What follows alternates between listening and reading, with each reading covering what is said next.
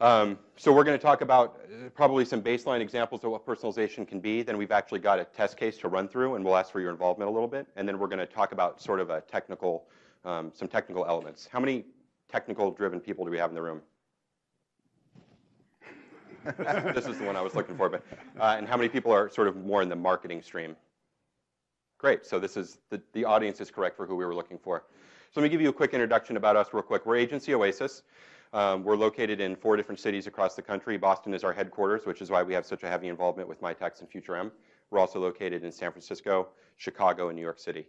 We're a full-service digital agency, so we do marketing, the deployment of that marketing, and then we can do any sort of technical or creative or information architecture builds on top of that strategy from an execution standpoint.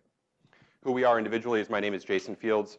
I work on the account services team, and I am also a faculty member at Emerson College.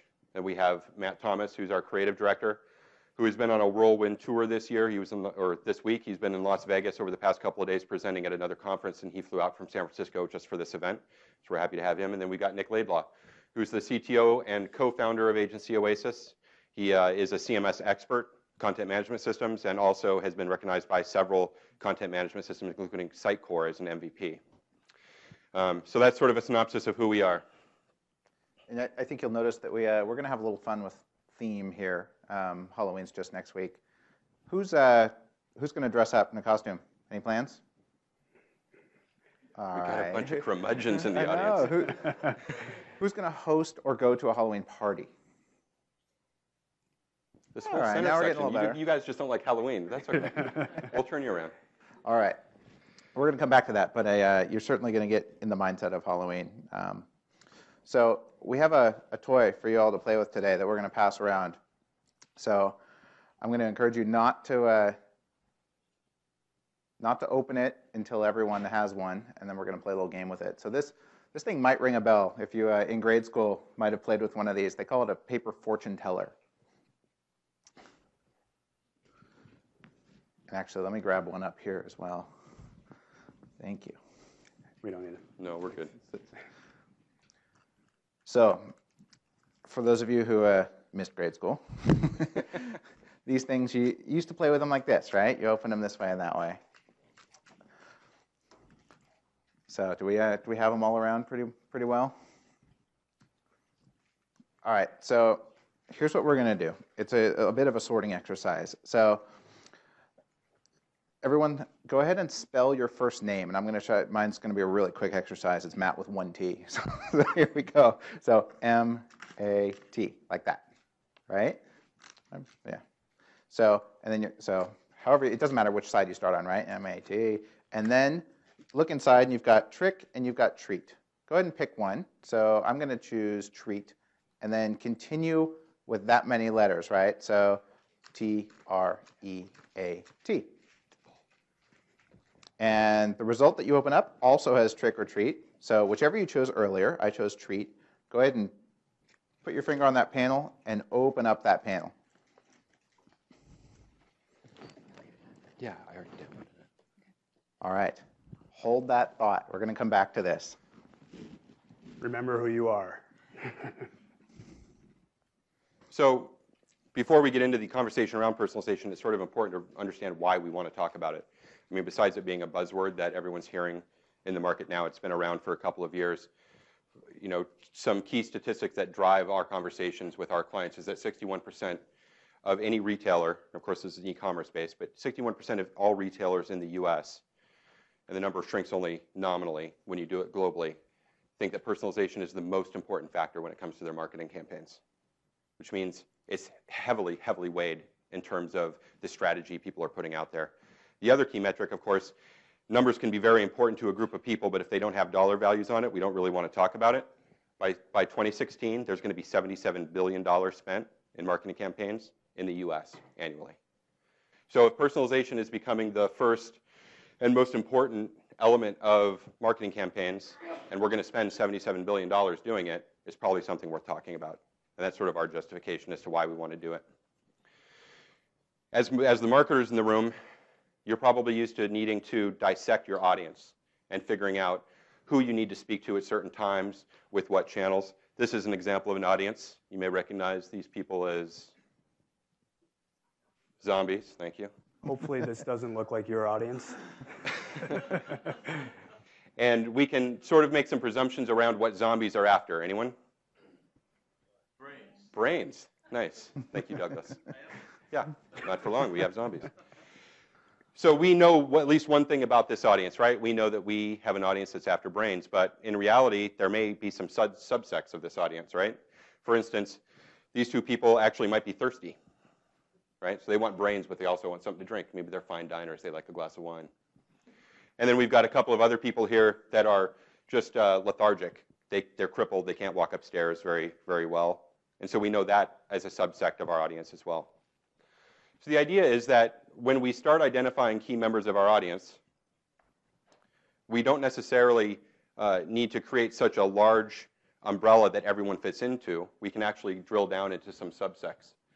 And you'll notice here that we've had a little bit of fun in the way that we've labeled our zombies up on the screen. You may want to do it separately or differently, right? You may actually want to give them names. You may actually want to give them photos, as we have. It actually creates this concept of creating more of a personal relationship with the people that you're driving marketing value to, which should enable you to make some better decisions. Yeah, and you should consider actually trying to give your personas some personality, so that when you're talking to your colleagues and you're thinking about ways to market to these personas, you actually have a visual that you can connect. So really give them a personality. So for example, could be junior engineer, senior engineer, PR. And you can give them quite literal names for how they're coming to your organization. Or you can name them by what they seek. You can name them by their most common attribute. Really, any naming initially will work. It's just a matter of kind of identifying those key aspects. Or even first name. We get into campaigns with our clients where we're literally saying to them, like, you know what, that doesn't actually speak to Dave very well. That's more of a Amanda sort of conversation. But these are sort of high levels. If we think of everybody as zombies, we can think of those people as the types of zombies that we might be dealing with, or the types of audience members. Not trying to infer any meaning on our audience members, but this is the step where a lot of marketers get overwhelmed, is that once we identify the personas we have, we actually want to start figuring out what they're after, or the sort of characteristics that they have. Well, this is a small fake set of data that we're working with for the purposes of this presentation. It gets a lot more complex when you start dealing with your products or with your service offerings, because you can get a very wide width and a very deep depth of characteristics or market directives that you want to go with. And so we find when we work with our clients and with other agencies that this is that one step that really overwhelms people. And so what we want to suggest is let's not start with trying to boil the ocean. Let's actually drill down a little bit more. And before we hop to that slide, I want to quickly illustrate in terms of that, small actionable steps that you can take. Just create a quick spreadsheet. Throw some columns up there as we just spoke to, but then throwing rows up there, you can start to ask questions about core demographics. So can you make assumptions about age, gender, geography, and then perhaps internet savvy, other kind of buying characteristics. What are their goals for content? What are their goals for conversion? And if you just throw some of those up initially, I think you'll start to see some nice insights. It doesn't have to be X's, but it can be just kind of one-word answers, single-numbered answers, and you can start to look for those commonalities of group size. And once you figure out those commonalities, what you're going to realize is that there's actually going to be these sort of super personas that you can deal with. Whereas you might be able to break down everybody into sort of a master list, you can also group them against sort of primary business objectives. And so you'll find that you'll have a heavier set in one area than you do another. And this is important, especially when you're starting out with personalization, because you don't want to get so far into the weeds that you actually paralyze yourself or paralyze your department with making real decisions. It's better to start with a larger set of personas or with people to deal with, knowing that they have something in common, and move towards that commonality as sort of a lowest common denominator. And that gives you the ability to test. And testing with a larger group is safer than testing with a smaller group, right? You can mess up a little bit more freely with a larger group of people that fit in a single persona than you can with a smaller group, where if you make a mistake, you're actually costing yourself real money. So if we look back to our zombie horde, there are some common points. So for example, notice some of them are seeking water, a couple of them want beer. We could classify those in a supergroup and call them thirsty. Similarly, we could look at non-young adults and those who are injured, and assume they're going to want to move a little slower, avoid stairs, et cetera. So that would be manners in which we'd classify these groups. I think perhaps one of the most important groups is the non-group. So these are personas that are either so isolated and small in terms of site traffic. So in a real world example, very often we see investors in PR fall into this group, where it's just not worth the ROI on creating personalization steps there. So now we're going to touch back to our fortune tellers. So Halloween Hollow, we made this this entity up just for this event. So let's pretend that this is one of those stores that you either drive by or see online that we're going to assume sells all things Halloween, right? And of course, we're going to be visiting this store's website. So when we conducted this first exercise, when we played with the fortune tellers, what we were doing is dividing you into two groups. So those first steps that you did of spelling out your name, you were choosing between naughty and nice, unknowingly, primarily because everyone would have chosen naughty.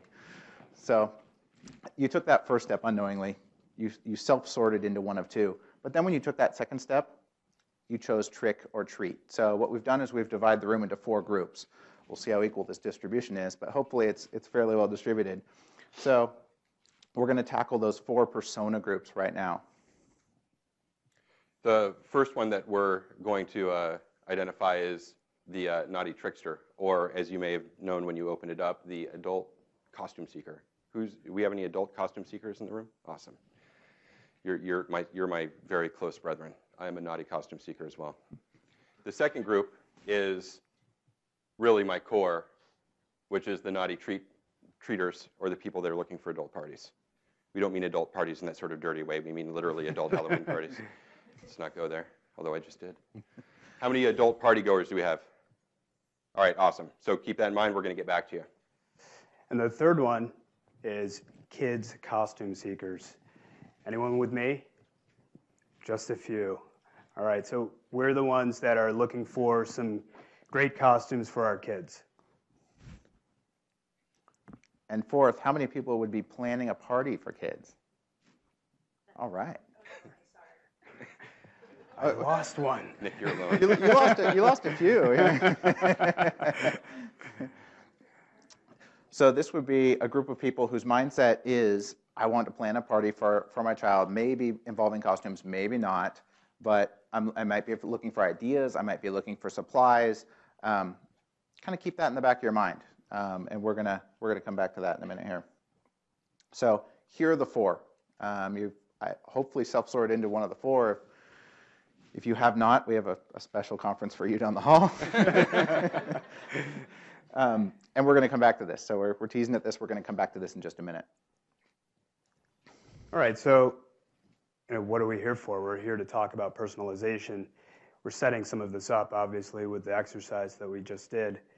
And also, just to recap quickly, we're also telling you that an important step in the process is to identify your personas.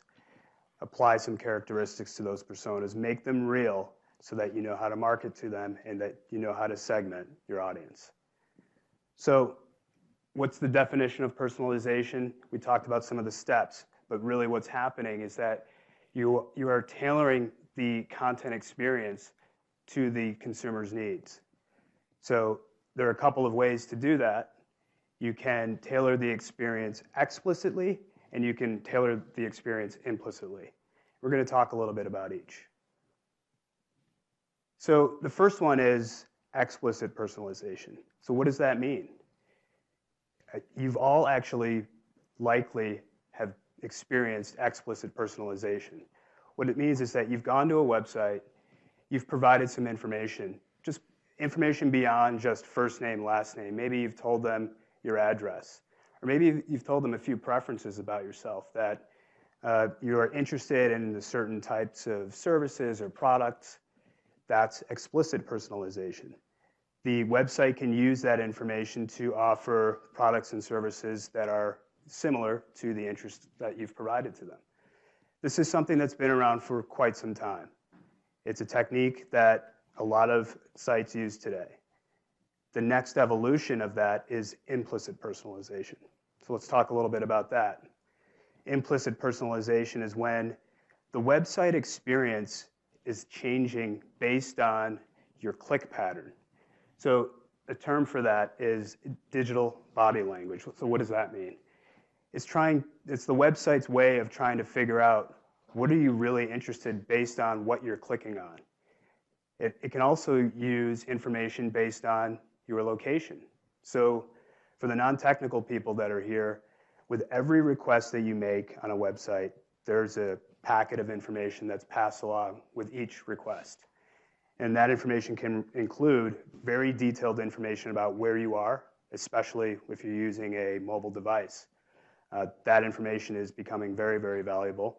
There's also information about the type of computer you're using, the browser that you're using. It's a lot of information that can be passed along the way that can be used for implicit personalization reasons. The example on screen would be a search result from Google, where if you were searching for, I believe the example Nick used earlier was Joe's. So if you're searching for a restaurant called Joe's and you search from the Boston area, it's not going to give you much to my chagrin, it's not going to give you a result in California. It's going to give you a result in Massachusetts based on GeoIP. There's actually there was an article that came out in the Wall Street Journal a couple of months ago. Orbitz decided to let out that it had determined that Macintosh or Apple owners were more willing to spend money on high-end hotels. What ended up happening was a backlash against Orbitz because everyone presumed that they had detected that you were on an Apple device and thus gave you a higher price on hotels and were sort of charging the Apple owner more, which actually wasn't the case. It was a trend that they were identifying for the community, when in reality, one of their competitors was actually charging people more that were on Apple devices. So that's the level of implicit, that's how powerful implicit personalization can be to websites and through devices. So how does implicit personalization happen? So one way is by activity. We started to talk about this a little bit. It's the click pattern. So as you're clicking on certain pages, it can start to tell some of the things that you're interested in. Or if you browse the website one day, come back to it another day, it's going to start building up a history on you. It's basically creating a profile on the fly. And that information can be used to help personalize the experience even further.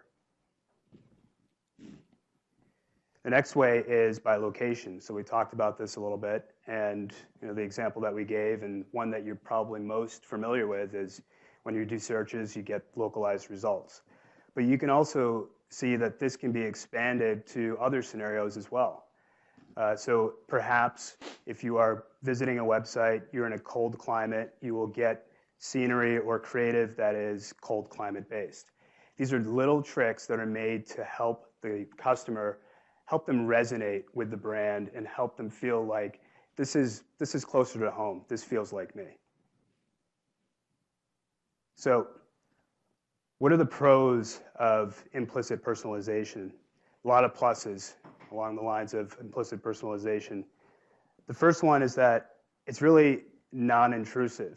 You don't have to necessarily do anything to start getting the benefits of implicit personalization. All you have to do is browse. Or even just by getting to the site based on some of the information that's passed along with the browser request, you're already benefiting from implicit personalization. You're getting the content tailored to you. There's no need to explicitly supply information. So it feels a little safer. You don't have to sit there and say, I want this, or I want that. It's intuitive. It starts to learn based on your behavior. And with that, there's the surprise and delight factor. It's kind of nice that as you browse through the site, it starts to get an idea of what you're interested in, and it helps you to really want to continue that browsing experience. And also, perceived content freshness. So what happens is, if Jason visits the website and starts to click through on a certain number of pages, it's starting to build a profile on him, and the content starts to be personalized based on his needs. It can be very different from when I browse the site. I get a different experience. But the same person, so let's say I go to the website today, I start clicking on some content, I get some content personalized to meet my needs. A week later, my needs have changed. the content will start to change along with my needs. So it gives you this perception that, hey, this content is fresh. It keeps changing based on what I need. So let's talk about the cons. One problem that can happen is that sometimes visitors can get locked into a profile or a segment. If it's done improperly, you can get locked. And Matt and I were talking today about an example of, when things can go wrong. You were telling me about your Netflix account. And the more I think about it, it's kind of a pro and a con. How many people either use or have used the Netflix interface? Everybody. More people than are going to trick-or-treating or dressing up, right? We chose the wrong analogy. I know. Now, as kind of a side to that, so on the pro side, it's great. It's like based on watching, and these guys told me to flip-flop it. Okay, so let's say I watch romantic comedies. I really like romantic comedies. So I've watched 8 of them. I come back tomorrow. Hey, look, they've recommended 4 more romantic comedies for me. I'm stoked. That's the pro. It's anticipating my needs. Here's the con. My wife is into shoot 'em ups, right? So I come back on a week later, and all of a sudden there's Schwarzenegger movies mixed in with my romantic comedies. So I'm kind of upset at that point. So it's a case of personalization kind of taking a turn for the worse because 2 users are involved unknowingly. So there are pros and there are cons to these types of features. Another one would be kind of that steering in parallel. So if I'm helping my dad, right? It's like, okay, go to this page, click this button, and all of a sudden, I don't see what you're seeing. We're seeing something different. It might be because of location. It might be because of their promo based on my history there. So there are a few cons in those types of scenarios. We'll get to the creepy factor, but that comes in later. Yeah, and there are ways to get around that. So these are cons that they can happen if personalization is done incorrectly. The last one is that, and this can be perceived as a con, is that it requires some effort to start to tag your content or to score your content, because the way that the implicit personalization works is that you have to start to look at your content and assign some values. And we'll get into this a little bit, but there is some effort involved in terms of cataloging your content and actually scoring it.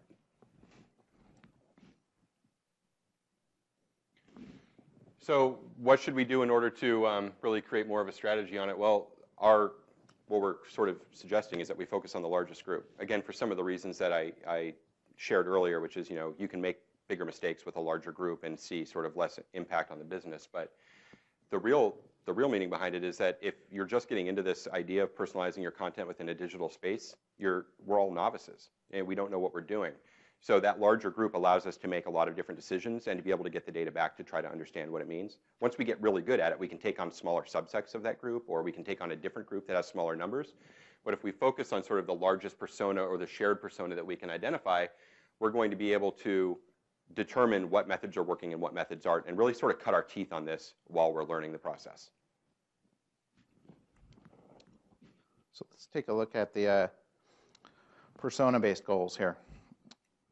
I'll let Jason cue it up, and then I'll show you a visual example. Well, first and foremost, you want to understand what the conversion point is. And I think a couple slides back, we had that chart with X's on everybody. Somebody wants water, somebody wants beer. All of those people are going to have different conversion points. But in the end, no matter how many conversion points you have, you might have 100 of them on your website. You can't drive personalization to every conversion. So you really need to try to figure out from a business requirement standpoint what is going to actually drive revenue for your business. And I think that's where the split comes between us, those of us that focus on marketing and those of us that focus on sales when it comes to digital channels, is that we really, as marketers, we tend to be very hyper-focused on sort of brand awareness and how can we push the brand, how can we get people aware of what we're doing, how can we get them engaged, involved in the social. But at the end of the day, we can make everyone aware of what we're doing, but if they don't get in touch with us to purchase something from a sales perspective, we're generally doing ourselves a disservice. And so we work with our clients and with our partners to help them understand that first conversion point, if we're going to practice personalization, and I don't mean practice makes perfect, but if we're actually going to put into practice personalization, let's make that first execution something that is actually ROI, that we can bring value back to stakeholders internally and say, it's working, give me more budget to go back and do more. And when we're identifying conversion points, those are not always, the easy one is, oh, they purchase something, they get out their credit card. That's great for a B2C, but for a B2B, oftentimes those conversion points will be, I want someone to sign up for a newsletter. I want someone to download a white paper. They might be as simple as that, but, and this goes back to the grid that we looked at maybe 10 slides ago. That's a great thing to attribute when you get to those rows is what is for this persona group, so for kind of the junior decision maker, what is a conversion point? It will not be a phone call. It will not be a transaction. It's how do they refer it? How do they send it to the next person that they're doing screening for? That is probably a PDF download. That's probably an email to a friend. So those might be simple conversion points, and identifying those means that when we start to look at the website through that lens, we can then say, okay, let's put those calls to action very prominent so they don't have to dig for them. It also doesn't have to be every page on the website. You can choose something. That's what we mean by entry points. You may have a marketing campaign for SEO or SEM where you're driving people in through an advertising link. Maybe just personalize that landing page and take some extra care to put that into place so you can figure out what the real value is.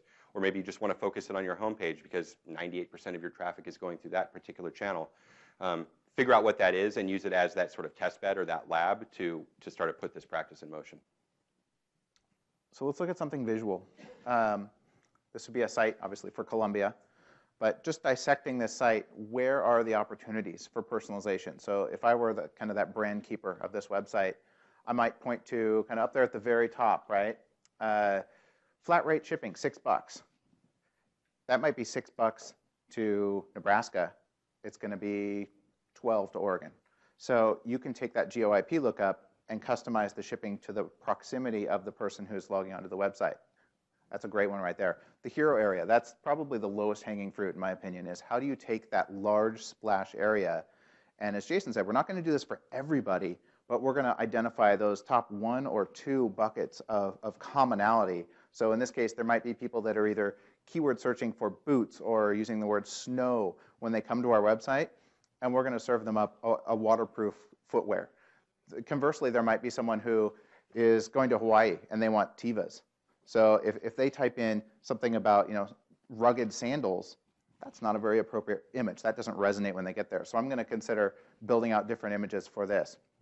Shop by activity, that activity certainly relates to the same, right? So if you're wearing heavy boots, you're not beachcombing. So we can start to put relevant activities here. And then as on the Columbia site, there's the Explore Columbia relevant products. So we can take, and this is a simple exercise of tagging, any related items to this one, or people who bought are also likely to buy. Those will go right there, and it creates a more relevant experience based on how you arrived at the website. And you may notice that we only have a few red squares here, rectangles here. You don't have to personalize every single element on your site. Actually, please don't. It's too much work. So pick a few areas, some high target areas that you want to personalize the content, and just focus on that. Walk before you run. So from an aesthetic point of view, how I start to think about this and get my head around it is each one of these things is like a flip book. So you might have played with one of these as a child. 2 child toys today. So yeah, that thing where you can line up the heads and the torsos and the feet. Looks a little bit like this. So this is a kind of a nicer, more contemporary version of it, but Esquire magazine recently had a flip page thing where you could match up the eyes, the nose, the mouth, etc. of celebrities and play with all these different versions of it. And I see that personalization on the website being the exact same thing. So let's pretend the eyes are the hero area, right? The nose might be that product call out to the lower left. So as long as the whole of it looks right, it's nearly impossible to imagine all the combinations. You just have to design with that kind of vague shape in mind where any possible combination is going to look all right when it comes to the page composition. And then through variability, any of those elements might change. So I think the analogy holds up there. Yeah, and it's important. This is an important concept because you want to treat each element just like an element on its own that can be swapped in and out with content that's specific to that visitor. You don't want to have to go through a process where you're trying to make a completely unique experience for every persona that goes into the site or goes onto the site. It has to be scalable.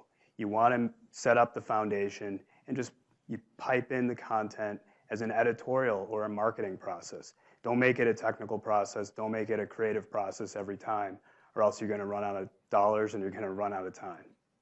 Just shoot back real quick to illustrate Jason's point. There might be 2 instances of personalization here for 2 groups, and there might be 4 here. It doesn't have to be an even number across the board either. So let's go back to Halloween Hollow.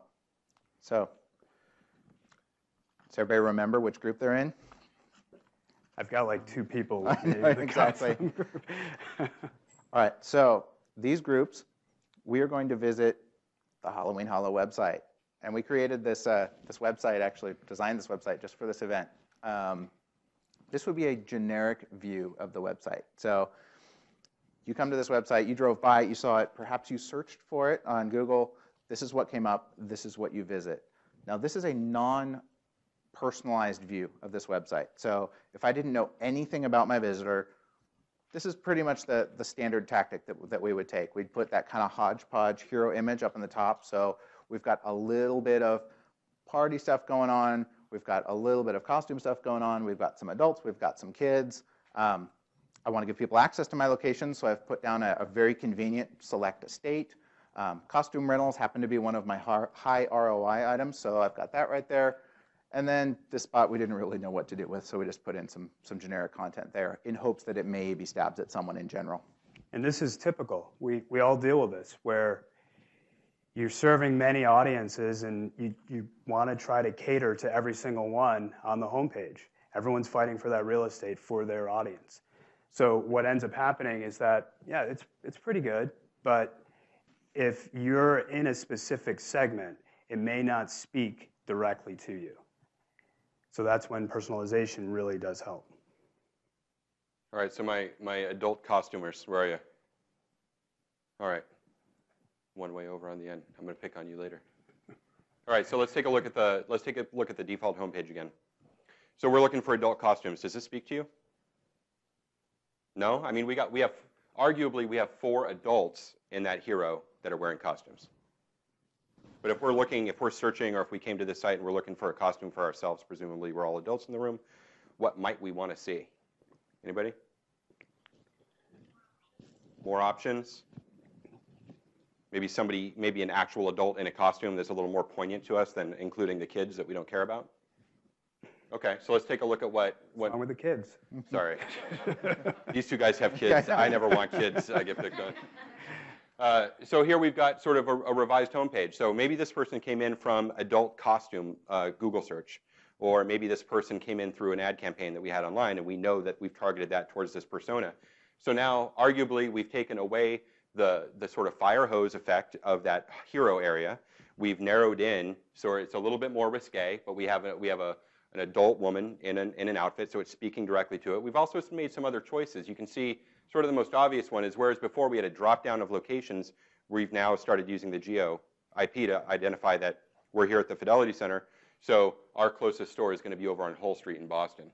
Now our choice logic here for the choice of keeping the costume rentals in here as well, it is an adult costume search, so we can presume that's of value, but it's also, and Matt mentioned this earlier, this is our highest ROI from a business standpoint, so we don't want to let go of the CTA or the call to action quite yet. We want to keep it engaged with the user. Or perhaps A/B test it. Yeah, you could A/B test it and figure out if it's going to work or not. Definitely want to try to drive revenue for ourselves. And then you can see it's a little grayed out, but you can see that the adult costumes, again, a call to action directly. Let's do a deep dive into what our adult costume options are. To your point, more options. And there's, oh, this isn't my second example. We switched them. Sorry. That's all right. He likes to fumble at the last minute to throw me off. So my adult partiers, not in a dirty way. All right, cool. So let's take a look at the homepage, the default homepage again. Does this speak to us as adult partiers? No, it has kids on there. I don't think it can be adult party. Very true. What sort of imagery might be more appropriate if I'm looking for seeking out adult party stuff?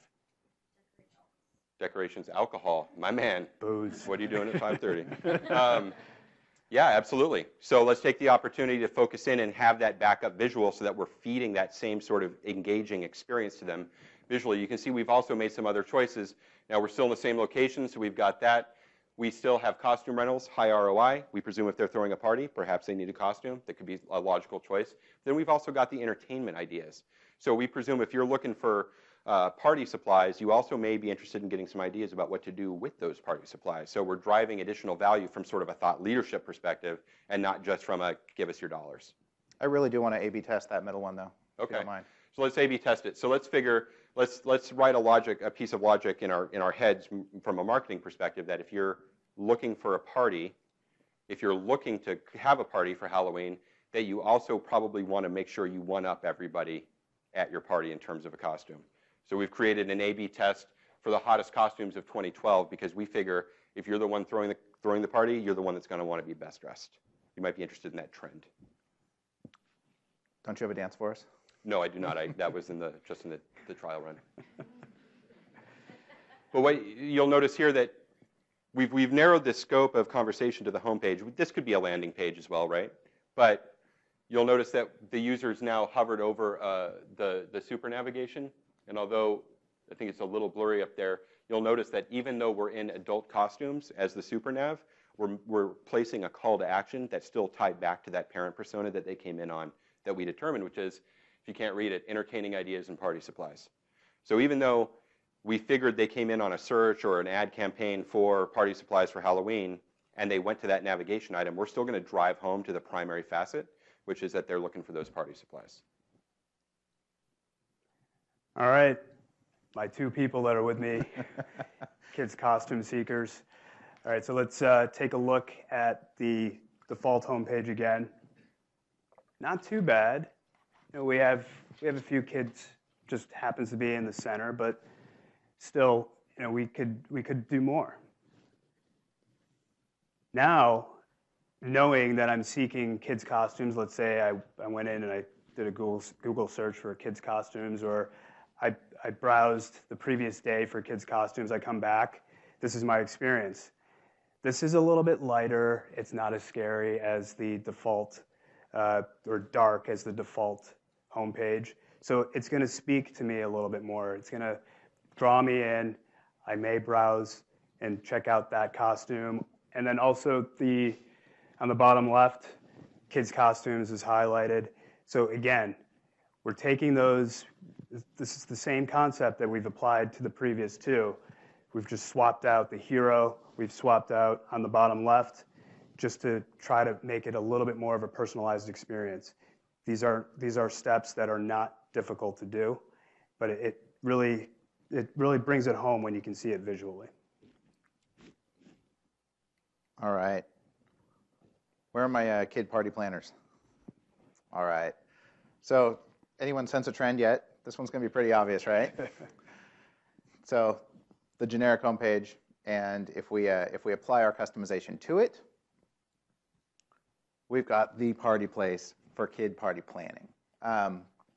So applying the same principles, I'll go through it quickly, but certainly, I mean, I think this actually visually, more so than maybe even any of the others, this just screams party supplies, right? It looks much more like Party City than it does a costume shop, and that's very intentional. So we are, from a brand standpoint, if someone's searching party planning for kids, and they look at 4 websites, this is going to click, and this is going to be relevant that much faster. So you've got that kind of 3 seconds when someone loads a homepage to form that brand impression. We're instantly forming it. It's like, yes, I searched for X, I found X, rather than X, Y, Z. So, and we're reinforcing that. You know, as the others mentioned, we've got the location thing going on, custom rentals, high ROI. I want to keep that there. I could theoretically throw a kid costume rental on there, but I chose not to because I'm still testing 7 other elements of variability, and I just don't want to invest any more hours in it quite yet. This one area we did think was fun, though. We want to be a thought leader in this area. We want to perform well by search when it comes to kids' party ideas. So not just the supplies. We've identified, this is some other marketing research that perhaps went on before we got to the point of tactically putting things on a website, where we identified people first are going to plan a party. That's where they're going to really burrow in on the website. And we want to exert that thought leadership. So we want to show up on searches when people are planning ideas for kids' parties.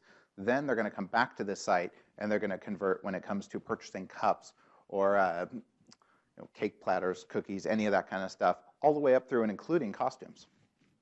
So this is sort of the point in the presentation. I mentioned that we were going to go through a couple of different phases. We're sort of 2/3 through, right? We talked about just the idea, the importance of personalization. We ran through some test cases or examples.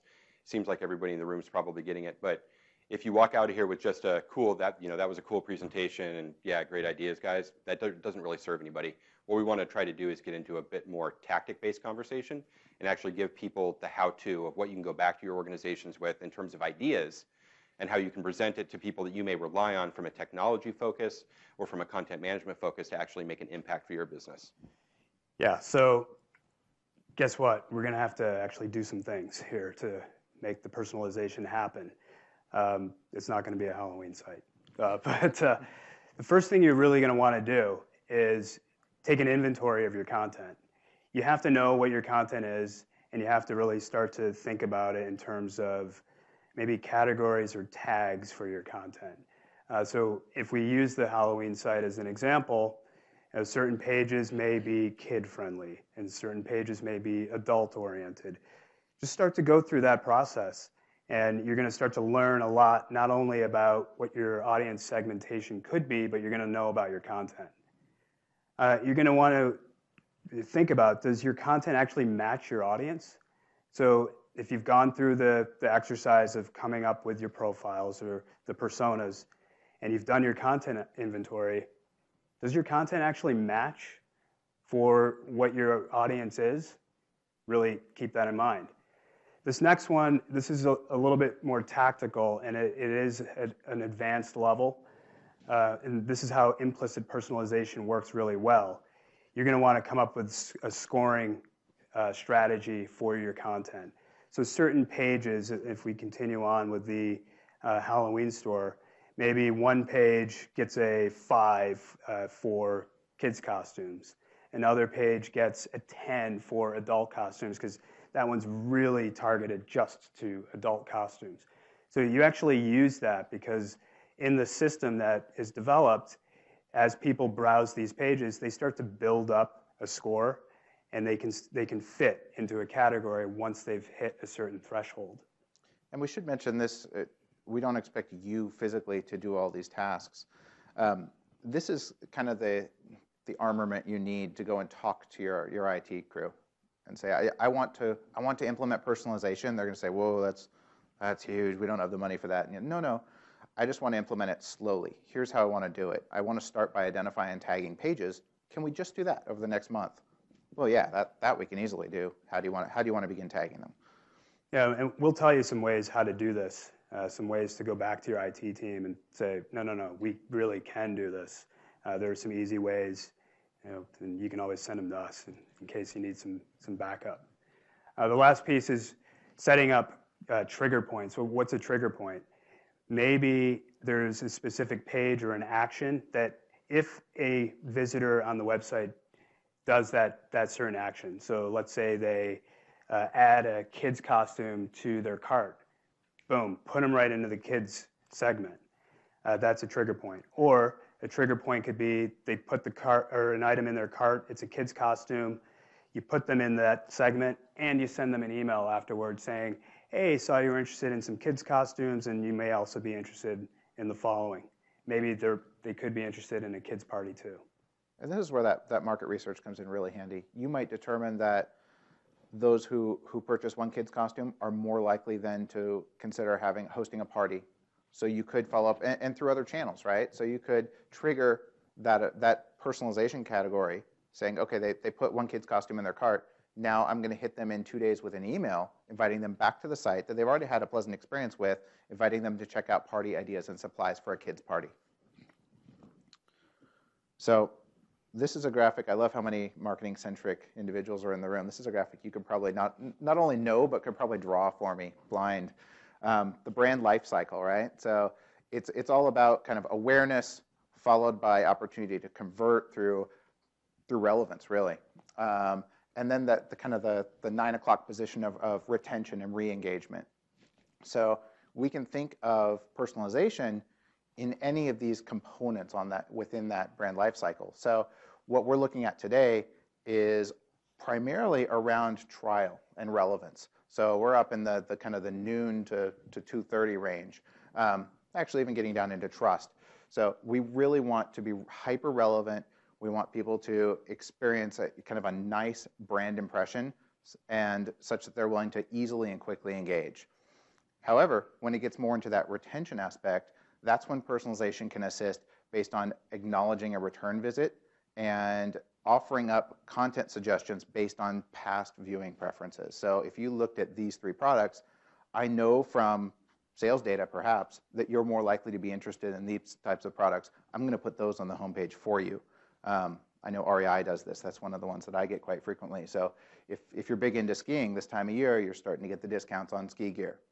It's a really nice touch point where I'm not into mountain climbing, so I don't get those types of graphics. So I guess in summary there, it's a really nice way to identify at each point on that brand life cycle where we want to influence personalization, and there are different tactics with each. And I think also adding in sort of different conversion points at different points of personalization. I think we're all, as marketers, we're probably all used to and very comfortable with just throwing a share bar somewhere up in the header of a website and saying, hey, if you like us, put us to Twitter, put us to Facebook. But there's opportunities at a personal level as well to find that critical moment to allow them to actually engage socially with you. So sharing on Facebook is less important when you get to a homepage than it is the moment you put something in the cart. Or posting to Twitter is less important as you're browsing through the site, but the moment you download a white paper, you probably want to go brag about it to somebody, right? So understanding from a personalization standpoint those key moments in behavior to offer those conversion points to your users. All right, so from an IT perspective, are you ready? Because I think from a marketing perspective, you're learning the techniques. We're teaching you some of the ways to actually approach personalization. Setting up your segmentation or your profiles, starting to think about your content inventory, even identifying sections or areas on pages on your site that could be candidates for personalization. But you may have all that info and go to your IT team and they say, what are you talking about? We're not going to do this. You really only need a few elements from an IT perspective to make this happen. You need to have an application-driven website, which a large majority of sites today are, probably 85% or more. So that just means that your website it's driven by .NET or by PHP, Java. Take that to your IT team and they would understand what that means. Your content should be database-driven. So that means that your content is stored in a database. It's not written statically into the web page.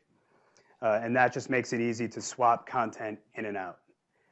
And the last point, though, is that content management systems today have evolved tremendously. And a lot of them, actually, I'll take that back.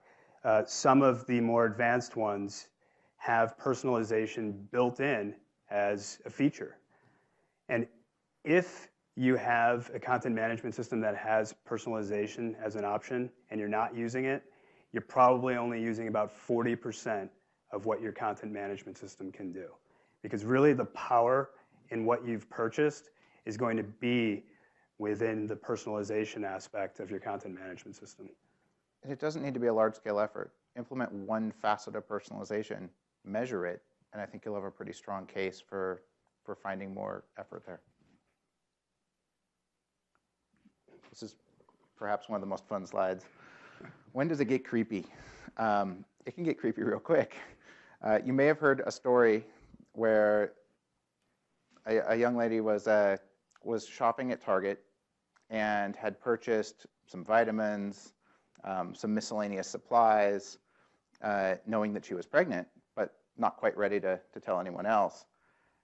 And then the promotions started coming to her house, where her dad learned before she had told him that she was pregnant, because Target was recommending baby supplies. How creepy is that? Congratulations on your pregnancy. Exactly.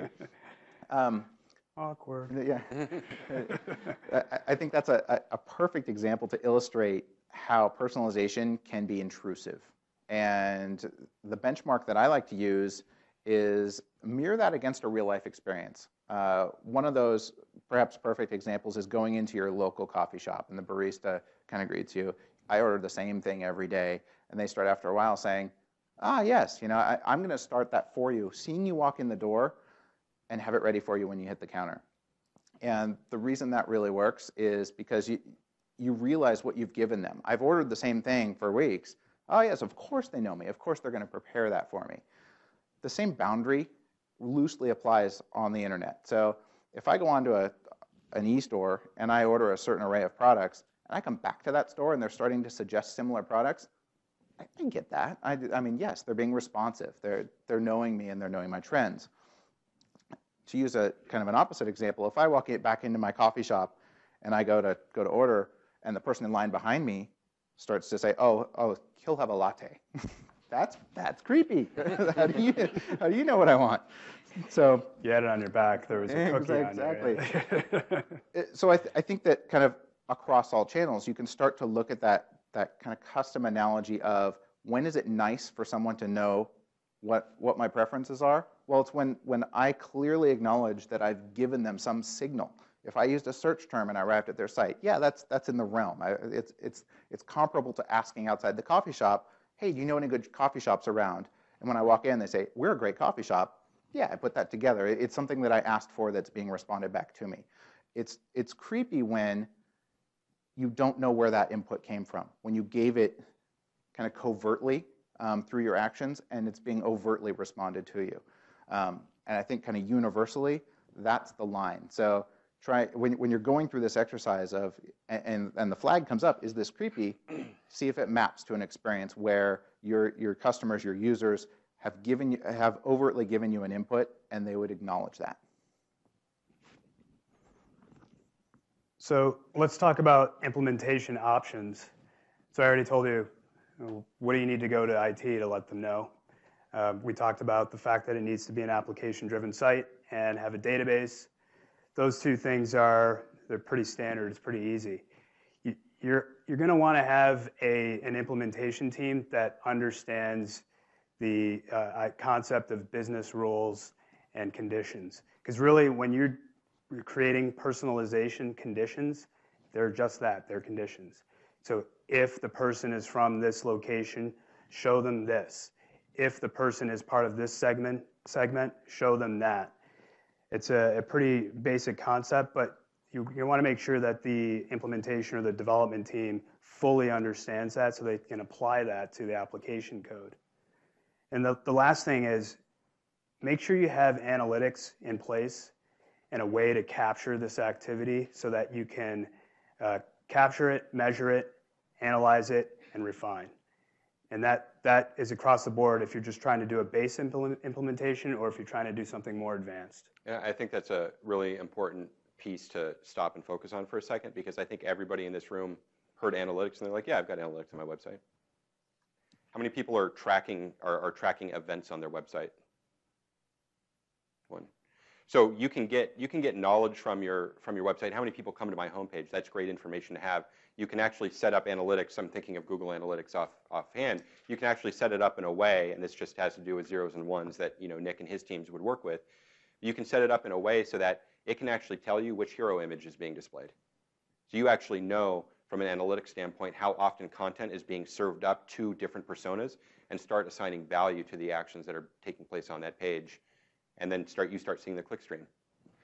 So just figuring out what pages are valuable in your site is certainly one level of data, but getting into that sort of event-triggered analytics is the next level, especially with personalization, that you should be concerned with. So the sort of intermediate approach, let's take a step back. The real easy way to do this would be to set up just, let's take the homepage, for instance, set up 6 different homepages and have 6 different URLs and map them out to 6 different marketing campaigns. That's probably not the most efficient use of everyone's time, so we sort of step it in at an intermediate level. One is to personalize just key promotions and news on landing pages, but doing that within the same sort of landing page structure, so that you're actually choosing the persona you're targeting and then getting information back to your own system that's valuable for them to serve up the right content. And the next sort of step, if you don't have a content management system that is sort of elegant enough or enterprise level enough to handle personalization in and of itself, is to hard code these personalization options. Probably the least favorite option of your IT departments, but certainly something that should be considered. And this, you can think of this as just being if-then statements. So if you're comfortable in Excel with just writing basic sort of equations, you can hand that sort of contextual language over to an IT department, and they should be able to understand what they need to do from a 0 and 1 capability to actually put that into play. And then again, sort of measure and analyze. And this isn't meant to be measure for a year and analyze. It's not meant to be measure for an hour. There's sort of a happy medium, and that depends on overall site traffic. It depends on volume. It depends on click path. But you certainly don't want to be doing it every minute of every day. You'll drive yourself crazy. You know, it's like watching your 401k grow and shrink minute by minute. You just want to focus on it at a sort of set interval or around specific campaigns that are going to drive sort of a critical volume of analytics for you to make decisions from. So what's needed for the advanced approach?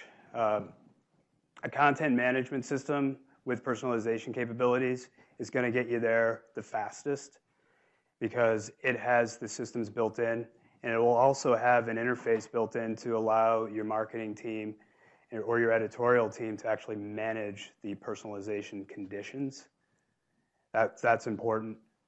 You're also going to want to consider, and I talked about this earlier, this idea of scoring your content. You want to apply that to tags that are also applied to content on your site. And we talked about, or you saw the Columbia screenshot earlier where Matt said the hero image was also related to the region on the bottom right that was showing featured boots. That's done by having the same tags. So if someone comes to the homepage, they're within a certain segment, it pulls content based on tags that are associated between those two pieces of content. And again, analyze, make sure you're capturing that information, analyze it, and refine it. The process that we go through with personalization doesn't end once you've deployed it the first time. You should always be tweaking it. You should always make sure that you have it in your plan to go back on a regular basis. It could be weekly, it could be monthly, but make sure that it's part of your plan. So the internal resources required. So let's first consider the skill set. So on the marketing side, I think everyone in this room, even just based off of the information that we've given you today, you could go through the exercise of creating personas and understanding what your audience is. It may require that you ask your IT team for some analytics or reporting, but you could actually go through that process and try to put a face to some of the personas that you have. Go through the exercise like we did. On the IT side, we mentioned that it's good if you have an IT team that at least understands the concepts of personalization. You don't want to have to tell them what the logic should be. They should know that. If they don't, just really call us. We'd be glad to help. Now, the last thing, though, is the time. What's the time that's required to do this? What's involved with going through the process of determining your personas, scoring your content, and actually doing a content inventory? You have to consider that could take some weeks to do. The planning part of it actually is important. You want to make sure that it's done right. The implementation side, that can be very quick if you want to go the basic route. You just want to somewhat hard code some of this in. That can be done in a matter of days. But if you want to go the more advanced route, if you have the content management system in place and you have personalization, you just haven't enabled it, that could take some weeks to do, in some cases a few months. But just consider that, there's a skill set required. You guys have some of the knowledge today, but at the same time, there's time on the other side to actually handle the implementation as well. So lastly, what do we do when we're wrong? What do we do when, kind of that Netflix scenario, I went onto the Halloween Hollow website and I don't know, I saw an interesting costume and I clicked. I don't want a costume. And now they think I want costumes. I'm getting emails about costumes. That's everything that's all over the website. Whoops. What do we do in that scenario? I think the first thing is that measuring and testing. If we find that a lot of people self-sort into a certain set of content and we don't see any conversions there, there's some either non-compelling content or some incorrect sorting going on. And you'll see a lot of best practices for how to solve this revolve around is this relevant for me? And you'll see this over and over. You see it a lot of times with feedback. I'll go back to the REI website. When I look at user reviews, you get that, was this review relevant to you? And by clicking yes or no, we can start to attribute scores to those reviews. And the highest scoring reviews are going to work their way to the top. The same thing with Hulu. If you go on and you view unfortunately you have to view an ad, right? Unless you're a paid subscriber. You get the ad in the corner says, is this ad relevant to you? Again, they're looking for user input to say, no, these aren't relevant to me, so that they can say, we made a mistake in our categorization of either you or of this asset. So those are some best practices ways that... Yeah, a novel approach to trying to handle incorrect categorization or incorrect personalization. You can consider even putting up in an area on the website, maybe in the top right corner of every page, hey, we think you're this. Are we right? And you just click a link that says no, and it clears it out. Just so people kind of get an idea of what's happening. I personally think that that's a cool idea because it shows that they're trying to tailor the experience based on my needs. Here's who they think I am, and if they're wrong, okay, great. You're wrong. Let's clear it out. Let's start over. And that instantly diffuses the creepy. I think one of the most important ideas or concepts to take away from this discussion is the idea of making small strides can have major impact. If you think of yourself as a user, when you log into somewhere, you consciously or subconsciously realize that you're giving them some information about yourself. So the idea of them putting something in front of you that's relevant is less surprising. It's less impactful. Matter of fact, if we don't get it, we tend to be disappointed. So by taking very small steps at that implicit personalization concept, by making even just small measures of success in that area, if the customer is not expecting it at that level, you're able to make very significant impact on their usability of your website or your digital property. So although certainly personalization can run a significantly amount deeper than what we're talking about here when it comes to looking up transactions and browsing histories, long-term session cookies, that sort of thing, the quick steps that you can make of just trying it is likely going to start driving additional value to your website and to the user experience. So as we get to our final slide here, if you go onto Facebook and you search for Zombify Me, that's what it'll do. That's horrifying. I look horrible. We all do. So are there any questions or discussion points? Anybody have anything they want to share or ask? Yeah. So up from the design part of this, can you and fonts have, some are more masculine, some are more feminine, and they kind of really can dictate the overall feel of a site? Yeah. Say you owned like a clothing store that sold women's clothing and men's clothing, and the font or colors be variable based on, past purchases? The technological answer is yes. I think Matt might have an opinion as to, from a user experience perspective, whether or not that's a good idea. It might be based on the actual genre of audience that you're speaking to. Well, it's more so that the web-safe fonts are so limited that I don't know you're going to hit those reaches of masculinity or femininity. So you'd have to get into loading custom fonts, and there's a whole sphere. Yes, there are technologies to use. There are pros and cons to each of those. They do increase load time over certain volumes. You do get into licensing issues. I'd be really curious to see that A/B tested, though. It's probably the most appropriate use for that would be just, try a different font, try a different color, test, and see if you see an increase in conversion or site visit. Yeah, absolutely. Technically, it's certainly possible. That's one of the reasons why we all like working together is that Matt gets to come up with crazy ideas and I get to tell him yes, that we can do it. Or no. Or no. Yeah. No, I usually tell him yes. The other thing that just now thinking about this, different fonts will have different character lengths. So you might get a paragraph that starts breaking boundaries. So you'd want to look at your edge cases on that. Yeah, but the changing the color palette, that's something that's certainly doable for sure.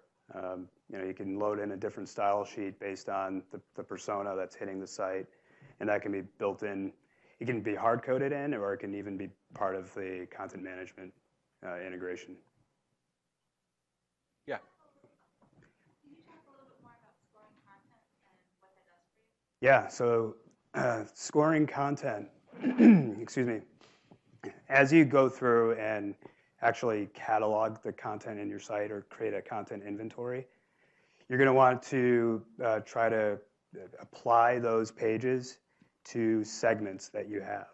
So let's say you've come up with three segments or 3 personas. You're going to want to try to come up with a score. We like to go from 0 to 10. Maybe 10 is the max that you can give for a given persona per page. And you actually can tag each page. You can say this page is worth 2 points for this persona, this page is worth 5 points for this persona, but this page is worth 10. And what you actually do with it is there may be a threshold. Let's say it's 50 points before you get put into a certain persona. And as the person is starting to browse through, maybe over time, they reach that threshold, bang, you know who that person is now. Now you can really start triggering some of the personalization capabilities. But until that point, you're still gathering information, trying to get to know who that visitor is using the scoring technique. One sort of one-to-one analogy here is Salesforce, because Salesforce does this with their internal pipeline. And although marketers could use it, they generally don't think of using it in sort of web technologies. But to Nick's point, in Salesforce, if you download like a white paper, you're instantly put in, generally, the sales team will assign you, you're instantly in the sales queue. And someone's going to call you or email you right away. It's that same sort of scoring concept that allows you to do the dynamic content generation. And thinking about that from a design and content perspective, I'd like to, say the person reaches half of their goal, tease content. So let's start, we have confidence that they're going to sort into a category. Let's put up a category conversion. So where if they click on this, it's like chutes and ladders, right? You get the ladder, you go all the way up instantly. And we start teasing at those. So it's kind of a quick way to get there and test that assumption. Yeah, and as we said earlier in the presentation, you can also have a triggered event. So if there's a certain action that someone takes, it automatically throws them into one of your personas. Those may be high-value actions that, you use the example that I went to the site and I put a kid's costume in my cart. That automatically put me in the kid's costume segmentation. There's a question over here. So sort of tied to that, I was thinking that if somebody's coming to the site for the first time and they haven't logged in, what information can you use for personalization? And so it seems like this content score, as they visit pages on the site, you're accumulating information about who they are, so you can't personalize the home page for them, but then as they go through the process, it can become more personalized. Well, it depends on how they got there. Yeah. Right. Well, you could personalize it based on a search term, but other than that, are there any other things that you could do? Yeah, so there are a couple of key metrics that you can use. You can use their location, especially if someone's using a mobile device. We know where a person is when GPS is enabled. It's really targeted. I mean, it's down to the street. So that's information that comes along with a request, especially with a mobile request.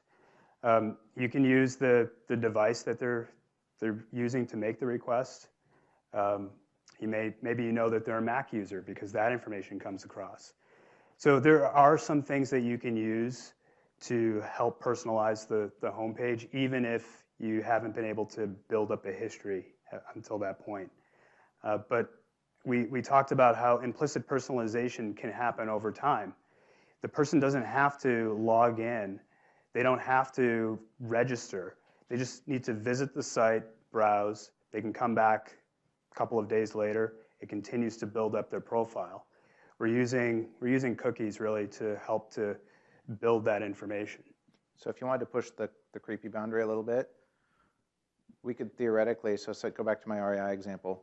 If I saw that Columbia had placed a cookie on their machine, I could assume that they're actively searching competitor sites of mine, and I might want to offer a coupon incentive.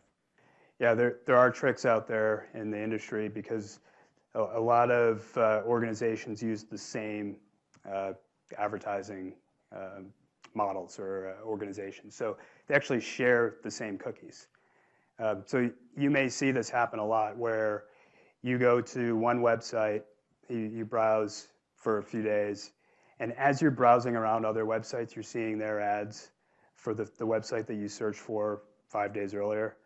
That's an advertising network that shares information across any number of their clients. And that absolutely does cross the creepy boundary. Yeah, and that gets a little creepy. So if a website is part of a certain network, they will get information about other cookies that have been placed on your machine, Yep. From competitors. Yep. Yeah, absolutely. And Facebook offers a lot of information that companies gain access to. So we work with one content management system that has a social connector that allows the content management system to get access to any profile data that you've made public within your Facebook account. And I'm not sure if everyone knows this. There's a lot of information that is stored in your Facebook profile that just by default is available for websites to use. So they'll know your location, they can know where you went to school, they can know your likes, your dislikes. There's a lot that can be used by another website for personalization purposes. Now, is that just if they ask for your information, or is that through a Facebook cookie? How does that? Yeah, so it is, you do have to say, I want to allow this site to let me log in.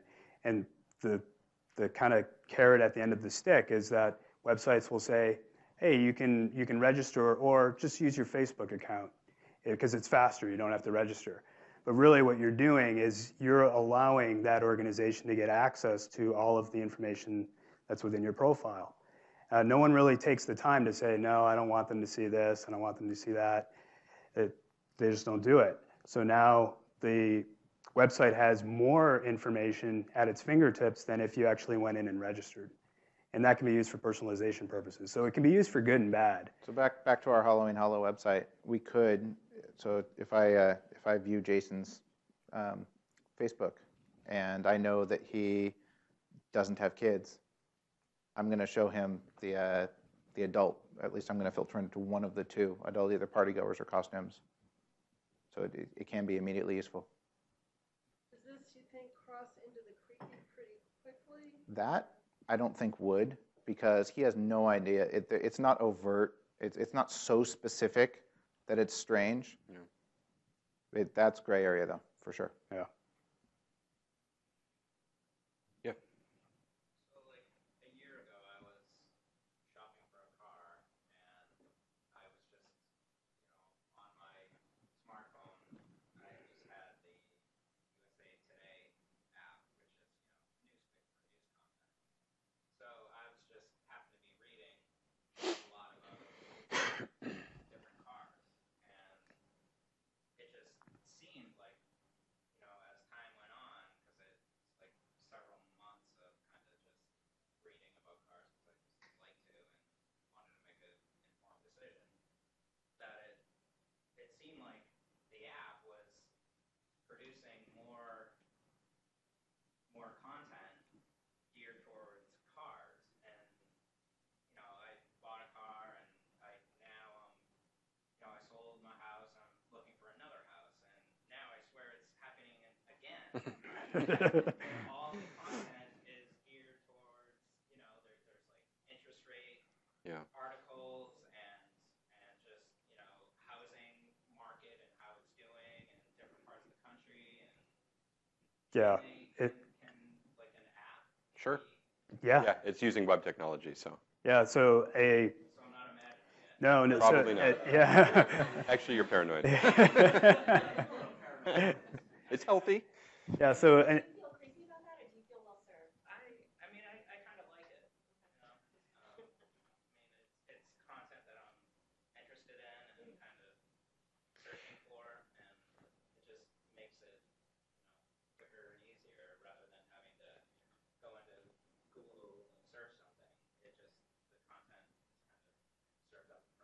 I think a trend that we're going to start seeing here is that I know with the latest iOS 6, and I'm not sure if Droid does this, but I know with iOS 6, Safari will actually transfer your tabs from your mobile device to your regular OS, and Chrome has been doing it across desktop devices and mobile devices for almost a year and a half now.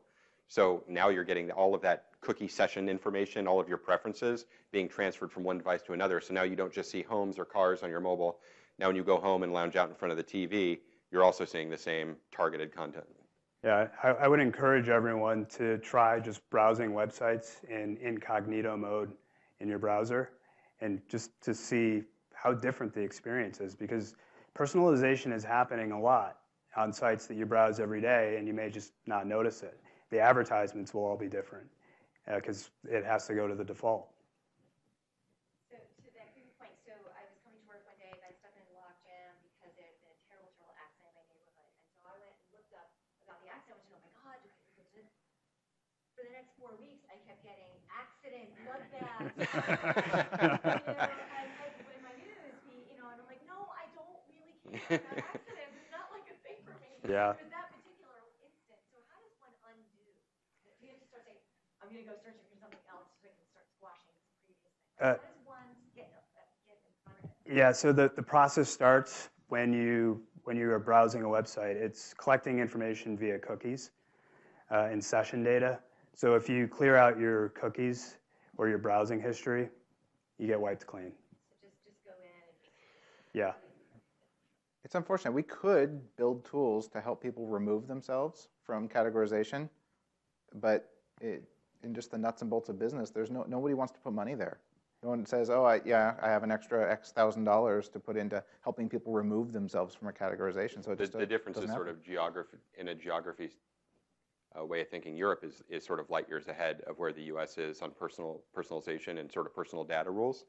To the extent that if you manage websites in Europe, you should not be thinking you can do all of these things because they will actually force you to make users adopt or opt in to what you want to give them as an experience. You can't just do it without their knowledge. Anything else? Little button that you're talking about that might say, we think you're shopping for a costume, is this right? Yeah. I mean, that's kind of a subtle way of saying, we have now personalized what we're giving you, and if you don't like that, you can now change it. Right. Yeah, I think it's a technique that more companies should use. The Netflix example. How do you get yourself out of the fact that Matt loves romance movies and then his wife goes on and wants to see an action shoot 'em up and she can't? So there should be a way to say, no, this isn't me, or let me start over and clear everything out. But a lot of organizations just don't do it. I think that's one of the reasons why people like Pandora so much, because you can like or dislike the song. And you can also say, I don't want to hear it for a month. And so, I mean, it's a really personalized experience. So people take that into... Yeah. explicit. Yeah, and that's the example.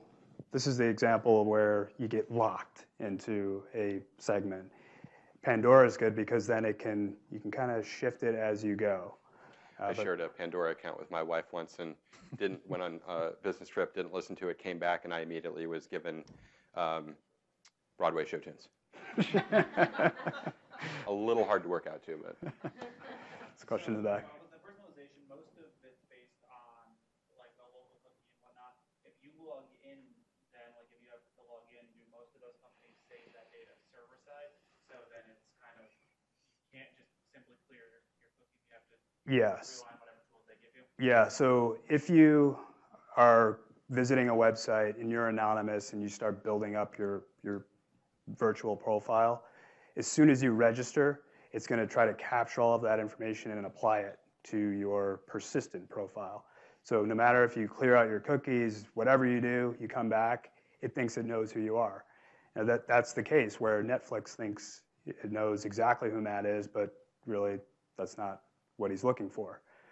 So again, I think more organizations should offer the, hey, we think you're this, let's, are we right, clear it out, or do we need to adjust? So clearing cookies would not fix the problem if you're a registered user. Correct. Yeah, and that problem if you consider Netflix again, they're going to keep pushing materials that you're really just not interested in. And there's no way to get out of it unless you start renting movies that are in a different genre, and you have to start renting a lot of them. So it's a trick, and where if it's done wrong, you can actually start to alienate your consumers because they think that they're not offering what you need. What are you doing this weekend? I'm going to watch a bunch of movies and change my genre and Netflix. Exactly. Any other questions? All right, guys, thank you so much for coming out and spending the afternoon with us. Thanks a lot.